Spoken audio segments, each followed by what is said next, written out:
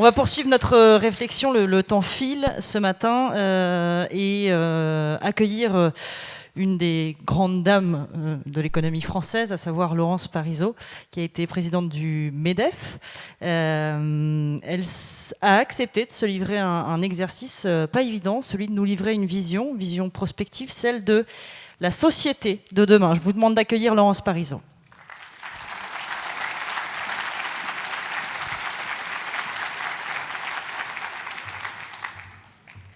Bonjour. Bonjour à tous. Madame la Présidente, chère Brigitte. Quand il y a quelques semaines, on m'a proposé de venir à votre rencontre et de faire la conclusion de ces 3 journées qui, si j'ai bien compris, ont été tout à fait passionnantes, j'avais très spontanément à l'esprit le plan de ce que j'allais vous dire. Pour moi, c'était assez simple et conforme à ce qui relève très naturellement de votre métier, risque et opportunité. Risque, je trouvais intéressant que nous puissions balayer ensemble toutes les conséquences, tous les effets possibles des nouvelles technologies, avec les grandes interrogations qu'elles posent. Est-ce que nous rentrons dans un monde à la Orwell, avec un Big Brother qui est en train de watching us en permanence, ou un monde à la Michel Foucault, surveiller et punir? Ou bien au contraire, est-ce qu'il fallait aborder tout cela avec beaucoup plus d'enthousiasme, tel que beaucoup d'entre vous, à mon avis, le font, et moi-même, en tant que chef d'entreprise, ai le goût de le faire, c'est-à-dire avec passion, réalisons à quel point les opportunités sont extraordinaires, tellement le chamboulement est gigantesque. Car il ne fait aucun doute, je pense que vous avez dû balayer tout ça pendant 3 jours, que des nouveaux business models apparaissent partout, dans tous les domaines, que la disruption est devenue la norme, à tel point que la disruption elle-même crée de nouvelles normes. Et le champ des aventures entrepreneuriales n'a jamais été, à mon avis, de l'histoire aussi gigantesque. Il n'y a pas un petit bout de la chaîne de valeur économique qui ne soit pas concerné, heurté, transformé par ces modifications technologiques exceptionnelles. Et puis, les événements récents, tout à fait graves à mes yeux, je vais y revenir, et en tout cas certainement perturbants, m'ont incité à vous dire un certain nombre de choses peut-être moins équilibrées que ce qu'avait été ma première intention. Et je voudrais faire référence notamment aux 10 derniers jours. Je pense au cours de ces 10 derniers jours à la fois aux 10 premiers jours de la mandature de Donald Trump. Je pense aussi aux 10 jours qui viennent de s'écouler de la candidature de François Fillon. Je pourrais penser aussi à ce qui vient de se passer il y a moins d'1 heure à Paris, devant la pyramide du Louvre, avec une tentative d'attentat qui a été stoppée par la réactivité et le courage de militaires français. Et tout cela pour vous dire que, avec mon expérience de chef d'entreprise, de quelqu'un qui pendant des années a travaillé avec les gouvernements, le nôtre bien sûr, mais d'autres gouvernements européens, de quelqu'un qui depuis plusieurs décennies observe vraiment comme avec un microscope à la fois ce qui structure l'opinion et ce qui la fait bouger, même à peine, de quelqu'un qui a l'habitude constante de ramasser tous les symptômes, d'où qu'ils viennent. Eh bien, je me suis dit que je me devais ce matin de m'adresser à vous qui êtes des spécialistes du risque pour le gérer, pour l'anticiper, pour l'éviter, pour le corriger. Je me devais de vous dire que dans le monde d'aujourd'hui, ici et maintenant, nous pouvons, à une vitesse aussi rapide que celle de la lumière, passer de l'espérance à la méfiance et parfois du rêve à la douleur. Et pourquoi ?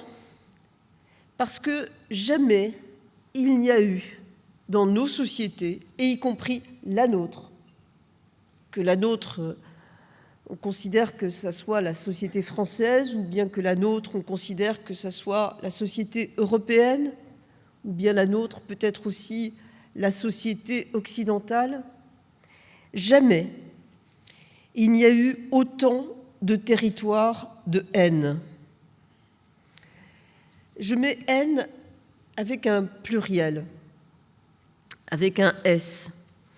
C'est les haines dans toute leur diversité.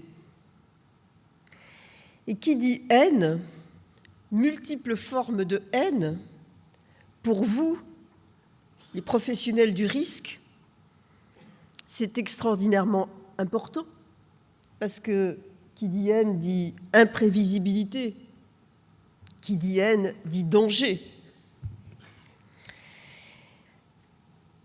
De quelle haine je parle ?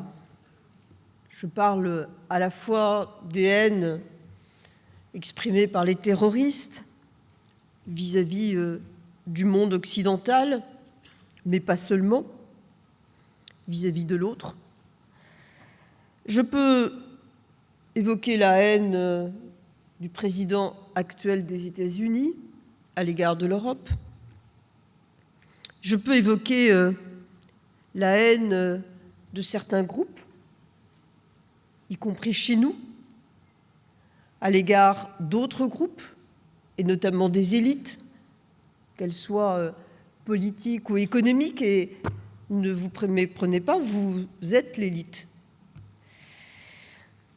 Je pourrais vous parler singulièrement en France aujourd'hui de la haine des administrations, de certaines administrations à l'égard de l'entreprise. Il y a beaucoup de formes de haine qui s'expriment. Alors je suis sûre que là, quand même, depuis quelques secondes, peut-être quelques minutes plutôt, vous êtes en train de vous dire, mais qu'est-ce que c'est que ce discours de clôture ? Qu'est-ce que c'est que cette vision plus noire que noire qu'elle nous exprime ? N'est-ce pas caricatural ? N'est-ce pas excessif ? Alors, je vais être très honnête, je pourrais très facilement quitter le pupitre, demander un micro-cravate, me mettre au centre de la scène, imiter Steve Ballmer, sauter et dire qu'il faut avoir la niaque, qu'il y a des choses formidables qui se passent, qu'il y a des opportunités, qu'il faut juste bien faire attention, les trier, que nous avons des talents en France, que la nouvelle génération est extraordinaire, que le monde de la data est un champ de possibilités qui apparaît comme sans limite, que ce qu'a fait Thomas Pesquet dans l'espace nous remplit de joie et de fierté. Mais je me suis dit que j'avais une responsabilité, compte tenu de ce qu'était votre métier Et il est probable que si ce matin à Deauville, j'étais face à un autre public, j'aurais peut-être été moins grave que ce que je suis là maintenant. Car la vision que je vous exprime, je ne la crois pas déformée. Elle est peut-être forcée. Les traits sont très gros, mais je pense qu'elle est conforme à la réalité d'aujourd'hui. Et que donc, je me devais de vous alerter. Je me devais de vous alerter parce que j'estime que vous ne pouvez pas, vous, dans vos métiers, ne pas tenir compte de ces risques nouveaux, graves, qui s'expriment sous la forme que je viens de dire. Car ce qu'il faut bien comprendre, c'est que dans la haine, il y a quelque chose d'implacable. Ce n'est pas comme l'amour. Et d'ailleurs, ce n'est pas forcément les deux faces d'une même médaille. Dans l'amour, il y a toujours un peu d'inquiétude et d'incertitude. Alors que dans la haine, il y a de la certitude. On hait l'Occident, et c'est pourquoi on développe une stratégie terroriste. C'est implacable. Regardez aujourd'hui comment s'expriment certaines des haines que j'ai évoquées. Trump, qui en quelques jours crée un mouvement aux États-Unis comme on n'en a pas vu depuis les années 60, avec des manifestations partout, parce que d'une manière totale, entière, ultra rapide, il décide ce qu'on appelle désormais le Muslim ban. Regardez ce qui se passe pour François Fillon, au-delà des faits, au-delà de ce qu'on peut penser des faits. Regardez la violence inouïe, acharnée, qui s'exprime dans les médias à son égard ou à l'égard de son épouse. Et regardez le populisme qui s'étale dans tous nos pays. Le populisme qui suinte, qui transpire.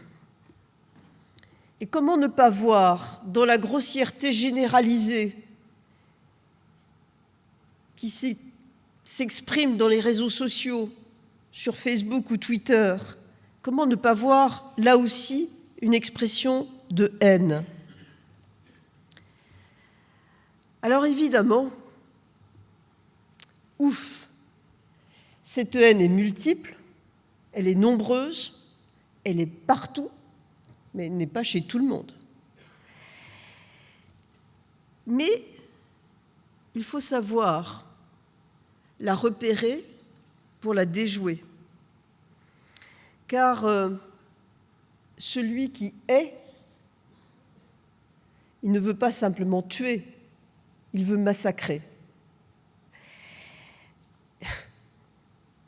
C'est un psychanalyste qui est absolument merveilleux à lire, qui écrivait, je parle de Jean-Bernard Pontalis, « Une fois que la haine a élu sa proie, elle n'en démord pas. » Je crois que notre devoir aujourd'hui, c'est d'éviter les tragédies qui pourraient découler de ces haines. Alors comment faire? Je devrais vous poser la question puisque votre métier est d'éviter le risque, de le sécuriser, de le limiter. Mais je pense qu'il convient de rappeler un certain nombre de précautions, un certain nombre de méthodes, et plus fondamentalement, une certaine exigence qui nous permettrait d'éviter le déploiement de ces haines. Tout d'abord, évidemment, bien intégrer que ce qui s'oppose à la haine, c'est l'ouverture, c'est le respect, c'est la bienveillance, c'est le dialogue. Fondamentalement, le dialogue. Ne jamais perdre de vue la qualité, la force qu'un échange produit. Pour qu'il y ait du dialogue, il faut évidemment maîtriser la langue. Et je vous dis cela un peu en passant parce que, pour moi, une des difficultés essentielles auxquelles est confronté notre pays, c'est la perte de sa langue. Et à partir du moment où on n'a plus les mots, on n'a plus les concepts. Et si on n'a plus les concepts, on n'est plus capable d'être intelligent, réactif. Ça, je suis sûre que vous devez être confronté à ça dans votre quotidien professionnel, face à celui qui ne sait pas dire. Alors il y a ne pas savoir dire et il y a ne pas oser dire. Donc, une des premières choses aussi pour éviter les risques qui peuvent naître des haines, c'est surtout qu'il n'y ait jamais de tabou. Il faut détabouiser tout. Il faut aussi connaître les sources, les origines. Quelle est l'origine aujourd'hui du populisme latent, émergent ou évident? La crise, la terrible crise née de 2008. On peut dire aussi la mondialisation, on peut dire, mais fondamentalement, le choc qui est né de l'effondrement de Lehman Brothers, nous en connaissons seulement maintenant le début des véritables conséquences. Comment empêcher le pire du populisme? Comment éviter au maximum ce risque si on n'en comprend pas la source? Si on ne mesure pas l'humiliation du déclassement, la peur de l'effondrement. Et au fond, tout ce que je viens de vous dire, qui s'applique à notre pays, à nos sociétés,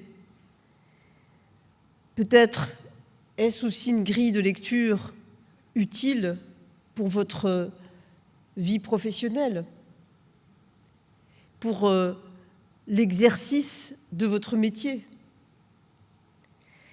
Car quand je dis que nous ne pouvons résoudre ces haines, ou en tout cas les atténuer, que par le dialogue, il me semble que dans l'entreprise ou entre entreprises, c'est bien la même recommandation qu'il faut faire. Aujourd'hui, votre métier est en plein bouleversement. Bien sûr, comme tous les autres, comme je l'ai dit au tout début de cette intervention, à cause des nouvelles technologies et de tout ce que cela procure en plus, mais parce que aussi dans ce monde d'incertitude,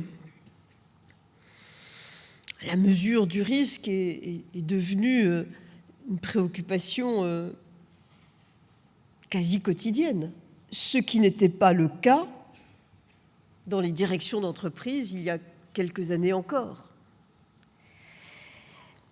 Pour faire face à cela, je pense qu'il y a un certain nombre de principes à avoir à l'esprit et à mettre en œuvre. Le premier, c'est le rappel à l'éthique. Ce n'est pas la chose la plus facile parce que c'est un vaste débat philosophique, l'éthique. L'éthique, c'est la morale, mais on peut avoir beaucoup de morale. Alors évidemment, la morale, attention, ce n'est pas le moralisme. Il ne s'agit pas de faire la leçon et d'être sentencieux. Il s'agit d'énoncer des valeurs et de savoir, ce qui n'est pas aisé, les décliner. Mais ce travail exigeant, intellectuellement très prenant, est tout à fait nécessaire. Et il convient de mener ce travail d'élaboration de l'éthique, car je crois qu'il y a une élaboration à faire dans chaque domaine, dans chaque secteur, dans chaque type d'entreprise.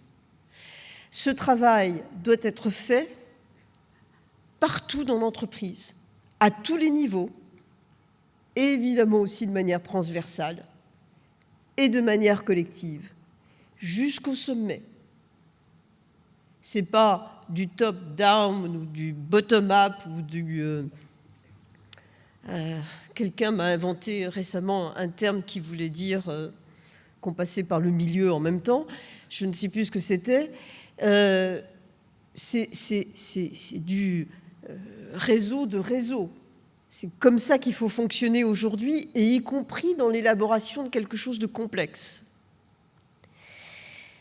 Cette éthique, elle est essentielle comme guidance, comme grille d'analyse et comme principe de gouvernance générale. Quand une entreprise aujourd'hui ne dispose pas, une entreprise d'une certaine taille, ne dispose pas de code of conduct, je m'inquiète. Le code of conduct, aujourd'hui, doit être aussi, voire plus important que tous les règlements intérieurs, et il doit être parfaitement maîtrisé.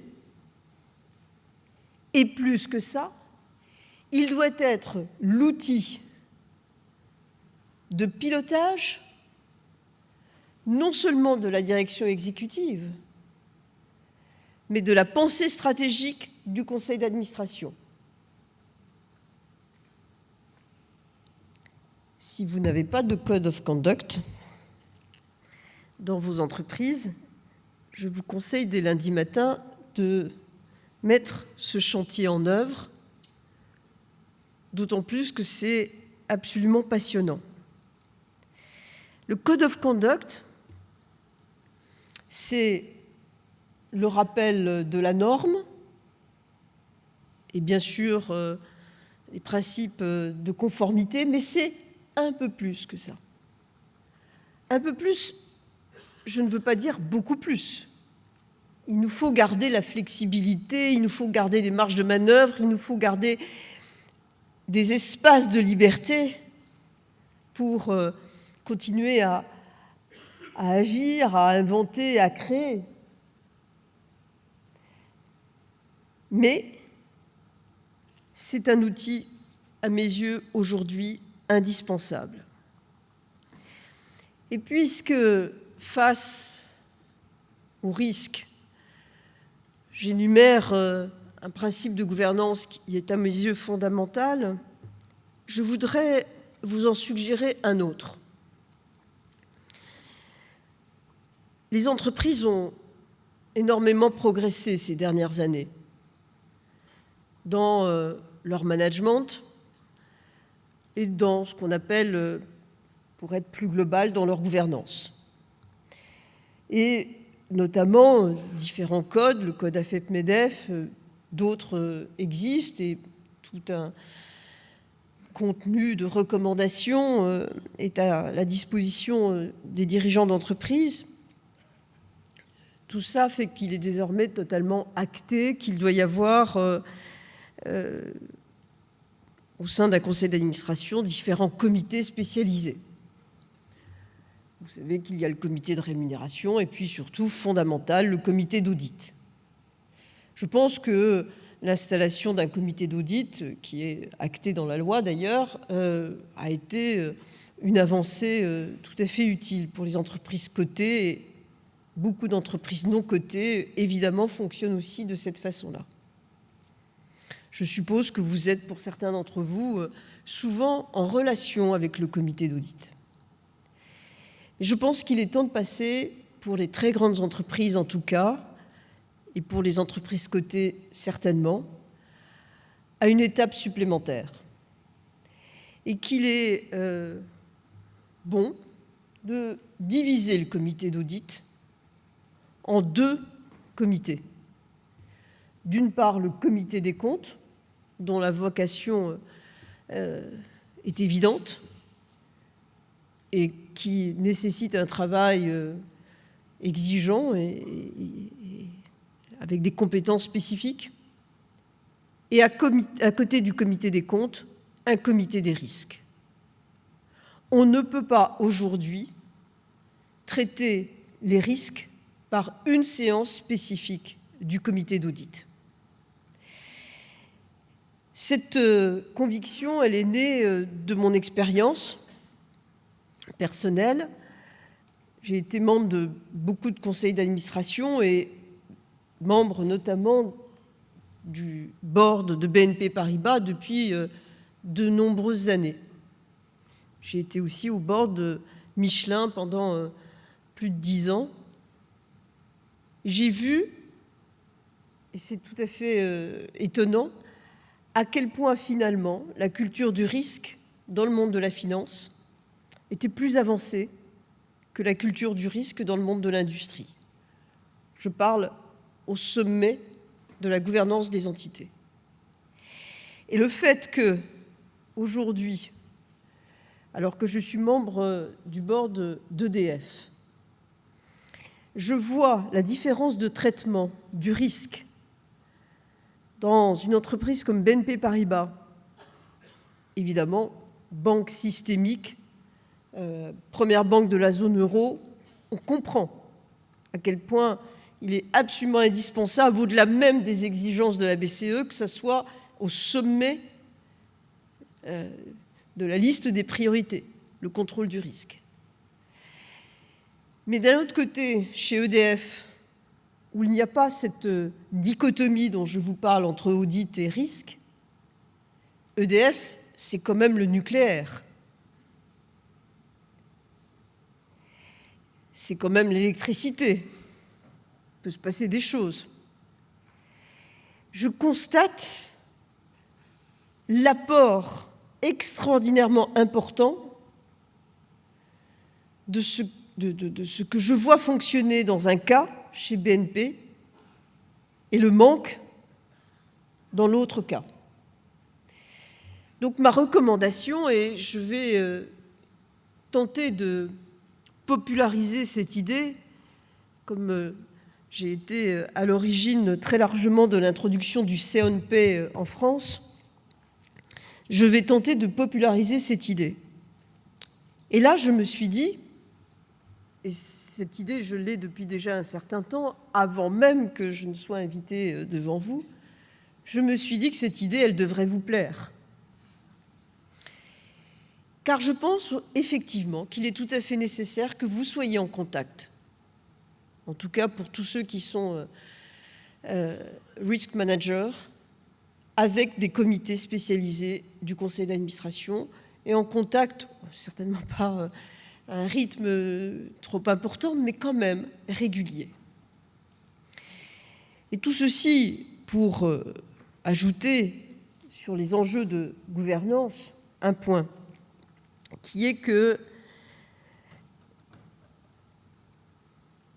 je n'imagine pas que dans un avenir qui ne soit pas trop lointain, il n'y ait pas, dans tous les comités exécutifs des grands groupes cotés, un Chief Risk Officer. il est au moins aussi important que le Chief Data Officer.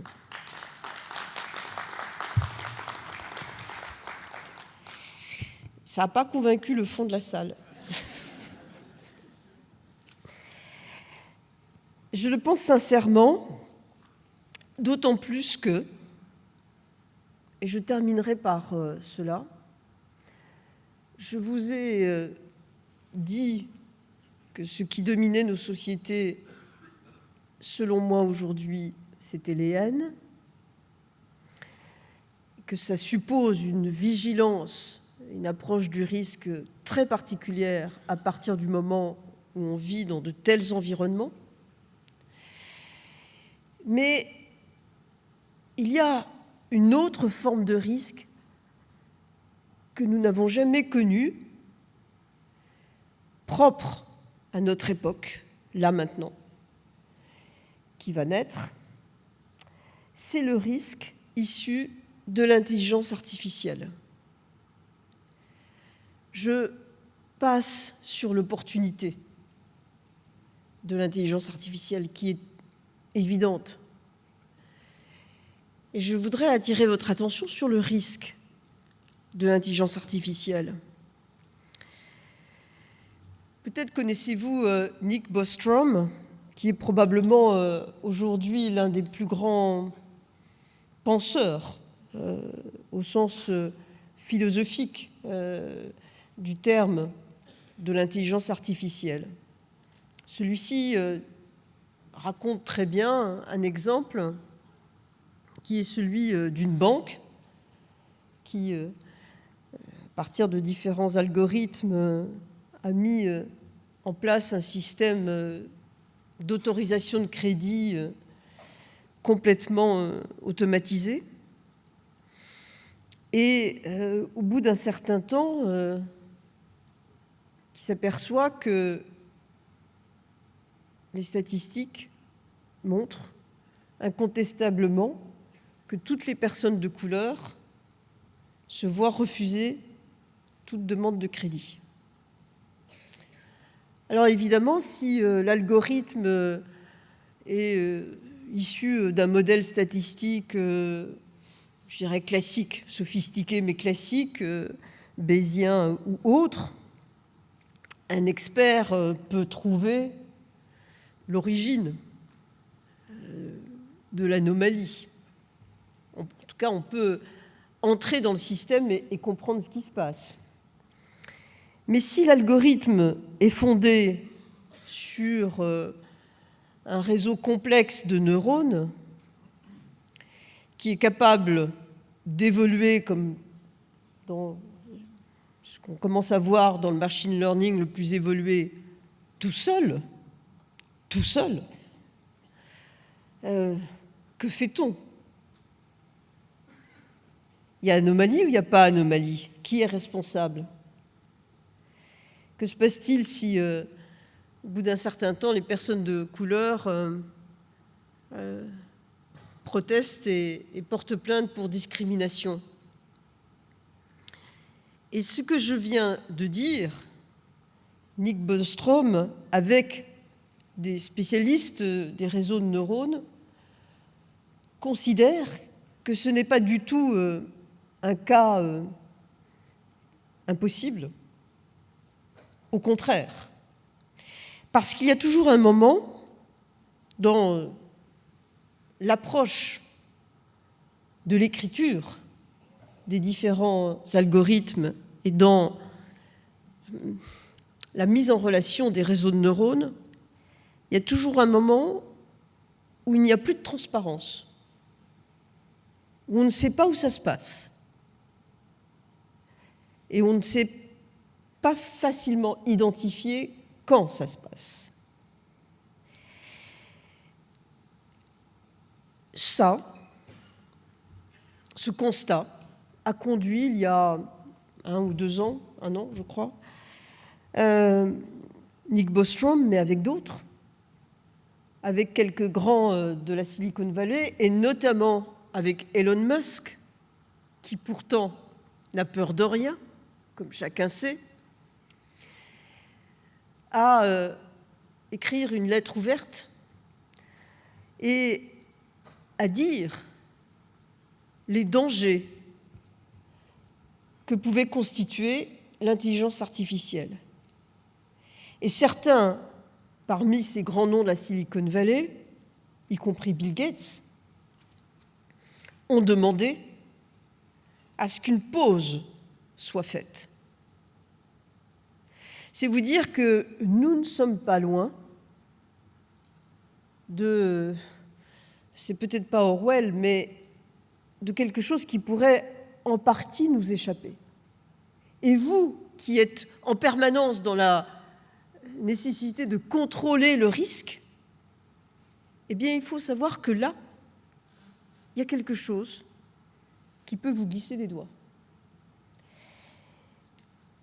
Ce qu'ont demandé ces grands chefs d'entreprise spécialistes et amoureux du digital et des nouvelles technologies, c'est d'élaborer, ou plutôt de mettre en place le plus vite possible des recherches approfondies pour travailler sur le contrôle du risque intelligence artificielle,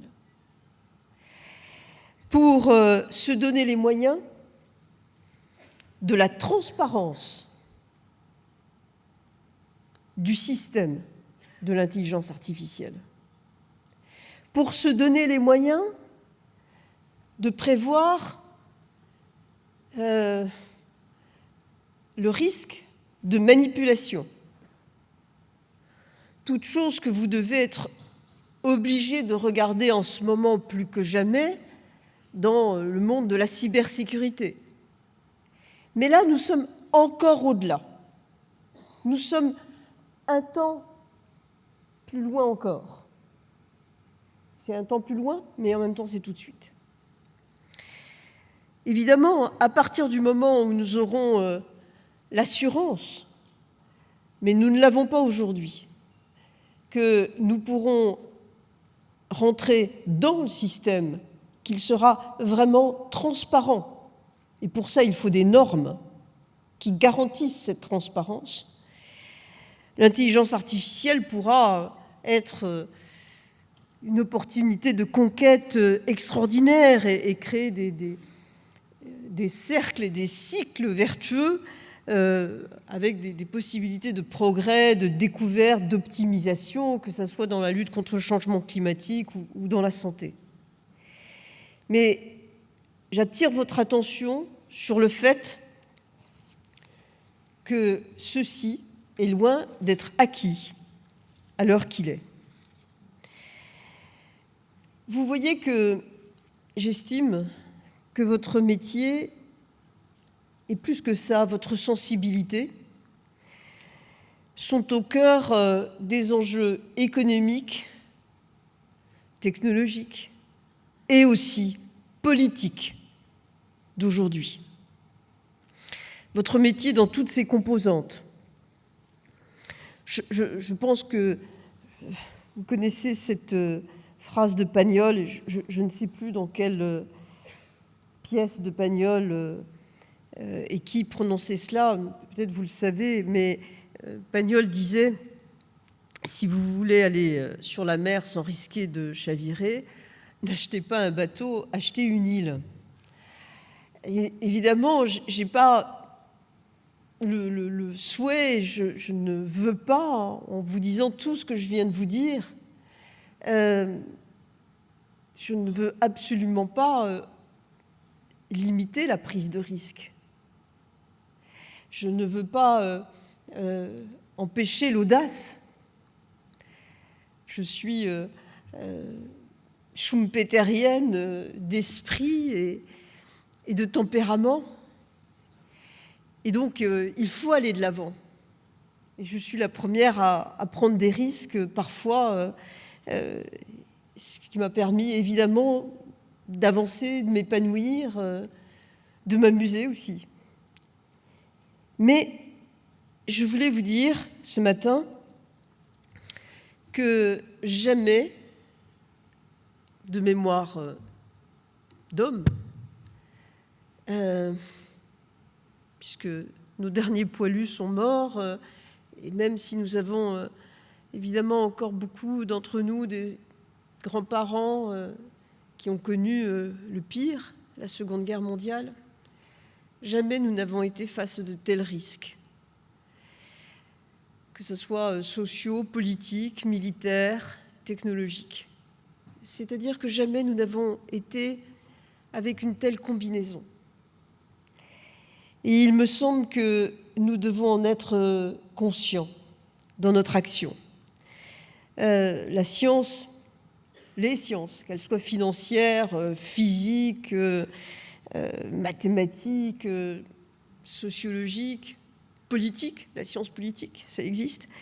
Les sciences sont absolument indispensables à notre action. Et ce sont même les moteurs, les auxiliaires de nos décisions. Mais comme chacun sait, science sans conscience n'est que ruine de l'âme. Et je voulais ce matin faire un focus sur la conscience. C'est pourquoi peut-être vous avez trouvé mon discours un peu sombre, mais je pense que vous serez les premiers à considérer que la meilleure façon d'éviter le risque, c'est d'en parler, c'est de le regarder en face, c'est de le dénoncer. Alors de cette façon-là, ça sera mon dernier mot, je vous dis aujourd'hui que mon métier, j'ai été présidente de l'IFOP pendant 26 ans, me fait dire que la France court un très grand risque. Ce n'est pas un petit risque, c'est un très grand risque, qui est celui de voir Marine Le Pen être élue présidente de la République dans 3 mois.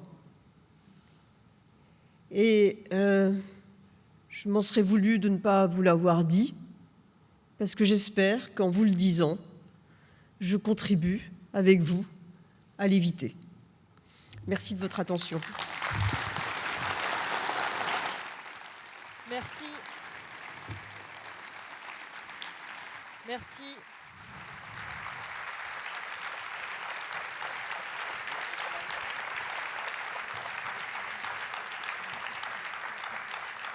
Merci donc à Laurence Parisot, Brigitte Boucaud, que j'invite à venir nous rejoindre quelques minutes sur les canapés. Je vais vous donner à chacune un micro. Juste pour non pas réagir, hein, Brigitte Boucaud peut-être, mais revenir sur ce discours fort de Laurence Parisot. Vous en retenez quoi, finalement ?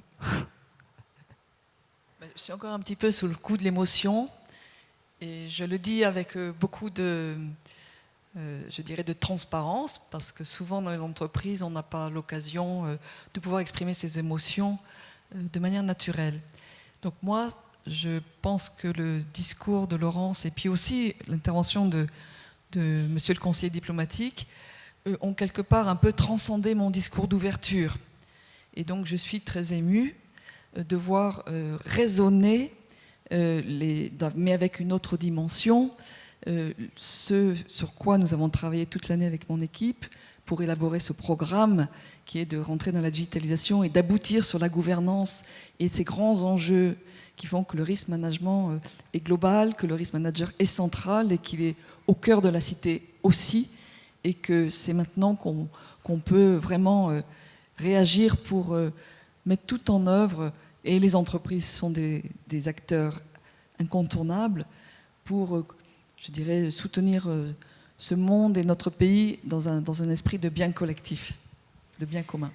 Et Laurence Parisot semble être prête à être ambassadeur, en tout cas, de ce métier de risk manager et de promouvoir ce métier à l'échelle nationale, si ce n'est mondiale. Un grand merci. Je vous raccompagne, Laurence Parisot. Je vais laisser Brigitte Boucaud clôturer cette matinée. Allez-y.